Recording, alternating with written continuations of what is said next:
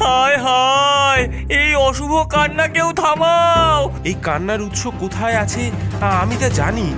আমরা শুধু জানতে চাই তুমি এমন ভাবে কান্না করো কেন। দুর্গাপুরের কাছেই রয়েছে বিশাল একটি কেওড়া বন। এর একদিকে রয়েছে একটি গ্রাম, আর অন্যদিকে বনের ঘন অন্ধকার পাড় ঘেঁষে একটি পুরনো কাঠের পুল দাঁড়িয়ে আছে, যা বহুকালের পুরনো। পুলের ওপারে গ্রামের ছেলেমেয়েরা খেলা করে, তাদের হাসির শব্দ মাঝে মাঝে ভেসে আসে বনের নিস্তব্ধতায়।